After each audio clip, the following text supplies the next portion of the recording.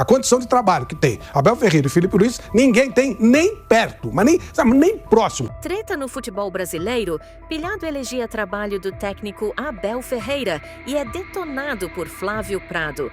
Veja que polêmica bizarra. Não dá pra saber qual é o torcedor. Flávio, mas uma coisa, aí eu acho que tem que ser falada.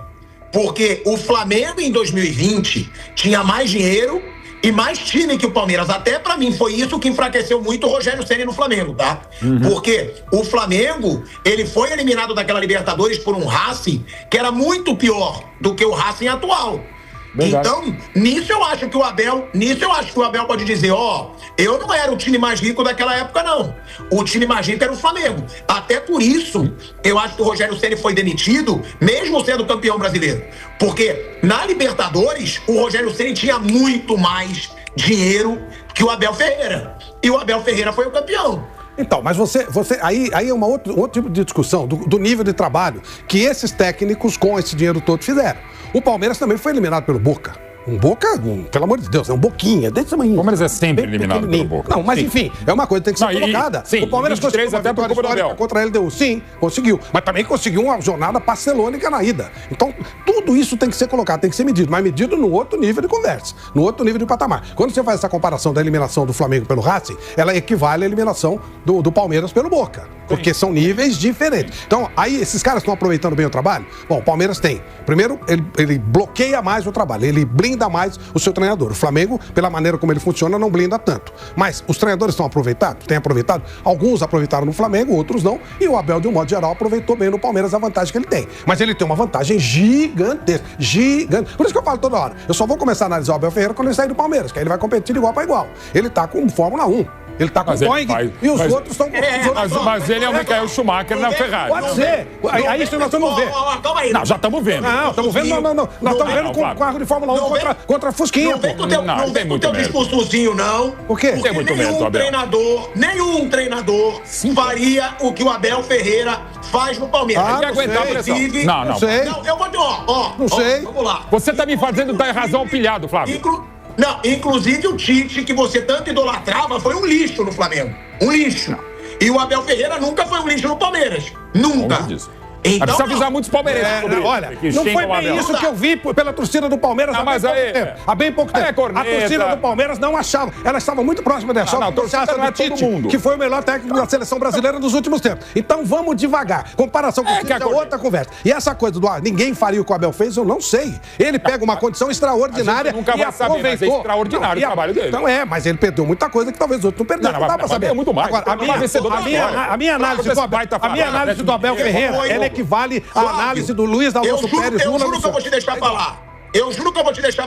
Mas duvido que até agora você não deixou. Então vamos lá. Quem é o melhor técnico do Palmeiras que você acha? Eu sei qual é. Quem é? Sim, Vanderlei Luxemburgo. Ele não ganhou nem perto do que o Abel ganhou. Mas ele não tinha nem um décimo. Não. Ele não tinha um centésimo da condição que o Abel tem. Eu ia falar um centésimo. Ele trabalhava na adversidade total. Teve na Parmalat, ele ganhou. Com a Parmalat ele ganhou. Ele não ganhou Libertadores. Ele não ganhou Libertadores. A Academia também não ganhou. A Academia também não ganhou. E o Abel também não ganhou contra o Boca.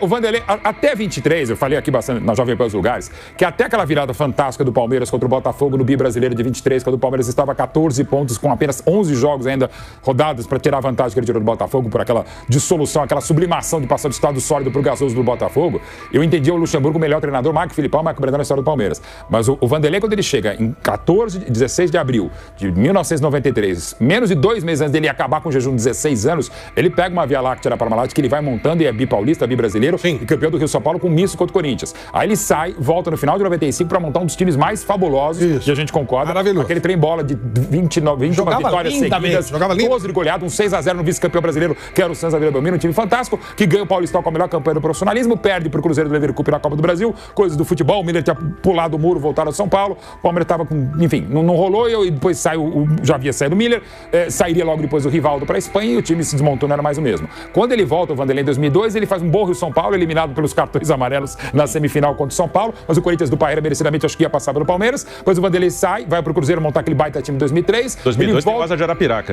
Tem a eliminação em casa para a Copa do Brasil pro Asa de Arapiraca. Aí em 2008 ele volta. E aí, tudo e ótimo, ganhou tudo naquele ano. E ainda bem que perdeu pro CRB, porque daí teve... Não, perdeu pro CRB, o Vanderlei para Arapiraca. Mas ok. Aí em 2008 ele volta, o time estava muito mal, lutando para não cair no Paulista, quando ele arranca 10 vitórias seguidas, volta a ser campeão brasileiro. O Paulista em 2008, naquela época importantíssimo, com a maior goleada da história das finais paulistas contra a Ponte Preta.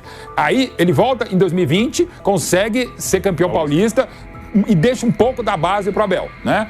Enfim, então o Vanderlei... Não, ele fez o time. Não, o time era... Você acha que o Abel, em 5, 6 jogos, ele ganha a Libertadores? Muito pro mérito do Abel. E também para aqueles... Muito por um acidente. Tava 0x0, um jogo horroroso. Ninguém merecia ganhar. Agora até o jogo horroroso, calor insuportável no Maracanã, os dois finalistas, o jogo foi ruim. Como foi ruim a final do Brasil e a porcaria do Calor?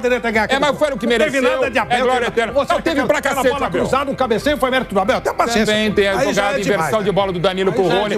Aí falar que é uma porcaria uma final de Libertadores não foi boa. Mas daí desmereceu o título. O time que vai ganhar, o único que vai ganhar. Não, tá desmerecendo que é porcaria. Não é o Abel, pô. Foi um jogo acidental. Não foi um jogo acidental. O Palmeiras era mais time. Qualquer um. Acidental foi não perder pro River Plate no jogo de volta, no 12 de janeiro, cara, 2x0. Era pra ser 78-0. Ok. Mas ganhou do Santos merecidamente. E na dúvida era ganhar do Flamengo, que era mais time. E contra o Vento. E Luxemburgo pega.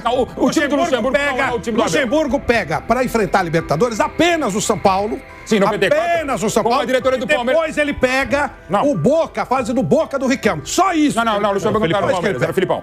Mas em 94 é bom dizer que, graças a Mustafa Contursi, o Palmeiras conseguiu voltar na quinta-feira do Japão para jogar uma final, um jogo decisivo contra o São Paulo no Morumbi. De volta à Libertadores no domingo, os jogadores morrendo de sono. Parabéns, Mustafa. Nós vamos fazer o si. E todos os acordes que nós vamos fazer o si. Se tivesse um São Paulo decente, que nós vimos lá, que ganhava título, da Libertadores, se tivesse um Boca do Carlos Bianchi, o Palmeiras ia fazer o que fez com o Abel? Riquelme, Carlos Bianchi. Acho que não. O Boca, então não sei. Não existe o problema que o Palmeiras, é o que eu tô falando. Ele corre sozinho. Então o Luiz Alonso Pérez é maior que ele. Ganhou mais que o Santos. Não, o Luiz Alonso Pérez... Calma aí. O Lula é um trabalho brilhante. Mas eu vou te fazer uma observação. Sim. O Flamengo de 2020... não era tão menos time que o Boca, não, que você citou aí. E não ganhou a Libertadores. Um ano, o Boca ganhou várias. Foi brilhante. Tô falando uma, foi um período ótimo, mas ganhou várias.